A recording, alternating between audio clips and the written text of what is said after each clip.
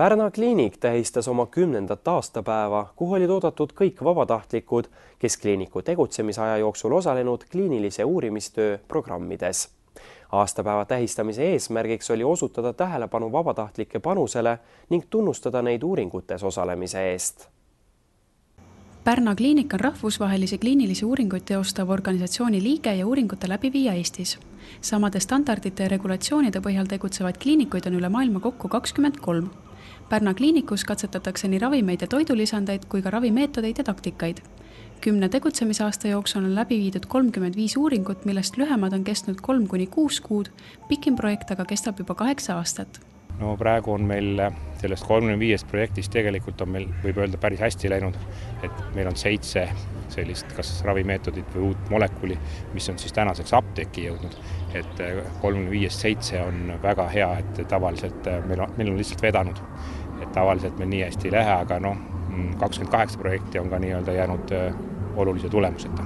Kõik uuringud viiakse läbi vabatahtlikkuse alusel ja see on ainuke rahvusvaheliselt tunnustatud viis, kuidas leida ja täiendada kaasaegseid ravimeetodeid. Uuringutes osalenud vabatahtlikud on Pärna kliinikul 10 aasta jooksul olnud 1200. Inimestes on ka mingi missioonitunne ja eriti need inimesed, kes on meditsiiniga või nende, kelle sugulased on meditsiiniga kokku puutunud mingi haiguse tõttu, siis nendel on tõsine tegelikult soov ja minu meelest ka nagu austus meditsiini poole peale ja nad tahavad nagu ka seda omalt poolt millegiga või omapoolse sellise panusega aidata kaasa. Vabatahtlike arvates on uuringutes osalemine kasulik kõikidele osapooltele.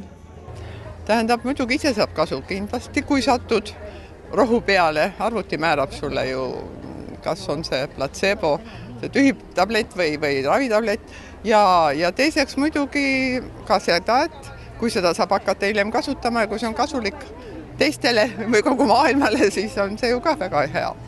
No mina usun, et julgeda olla katsejäneseks, see on ka mingi julgus. Aga kui selle nimel on teada ja näed ka, et ise sa lähed järjest paremaks või füüsist taastub, mis siis ikka karta on. Ega ma ei usugi, et keegi tuleks ja hakkaks mulle sisse söötma midagi niisugust, mille pärast ma läheksin jalad ees välja.